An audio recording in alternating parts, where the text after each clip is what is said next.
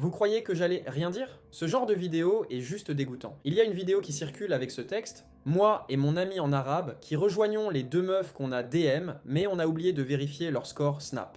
Et devinez qui sont les deux amis, Gon et Kirua. Déjà, rien que ça, c'est ridicule. Gon et Kirua ne sont pas deux potes en chaleur qui partent draguer sur Snap. Leur relation n'a rien à voir avec ce cliché d'amitié masculine en mode bro qui cherche des meufs. Ceux qui postent ce genre de contenu ne comprennent ni les personnages, ni l'intensité de leur lien. Kirua pleure quand Gon s'éloigne. Il se sacrifie pour lui. Il rejette tout le monde sauf lui. Il est jaloux, possessif, dévasté à l'idée de le perdre. Et Gon, de son côté, pète littéralement un câble quand Kirua n'est plus là. On est loin de deux gars qui DM des meufs sur Snap, non? Ce genre de scène, dans n'importe quel couple hétéro, personne ne remettrait leur amour en question. Mais parce que ces deux garçons, certains refusent de le voir. Et pire, ils s'en moquent. Ce que fait cette vidéo, c'est exactement ça. Ridiculiser et réécrire une relation profondément queer-codée pour en faire une caricature hétéro. Et le mec derrière la vidéo va encore plus loin. Il like un commentaire insultant envers quelqu'un qui dit que Gon et Kirua sont amoureux. Donc là, on n'est plus dans la simple blague. C'est du mépris déguisé. C'est de l'homophobie passive. C'est...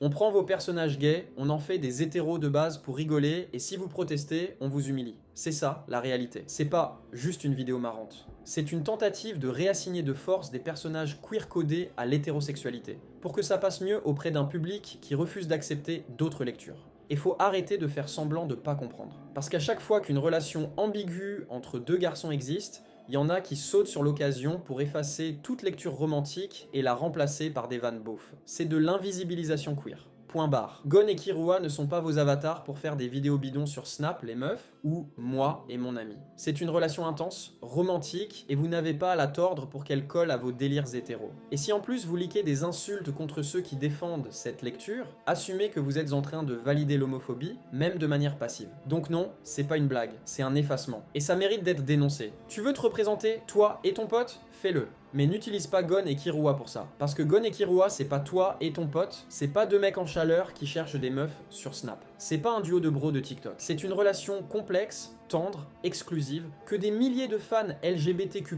ont reconnu comme une forme d'amour. Parce que c'en est une. Donc venir les utiliser comme des avatars pour représenter ta virilité, ta drague, tes snaps, c'est insultant. C'est effacer le sous-texte gay, c'est rendre invisible leur intimité, c'est dire « vous voyez de l'amour là? Moi je vais leur faire draguer des meufs. » Comme ça c'est réglé. Et quand tu likes un commentaire insultant envers ceux qui voient leur amour, tu montres que t'assumes même pas ton effacement. Tu l'encourages.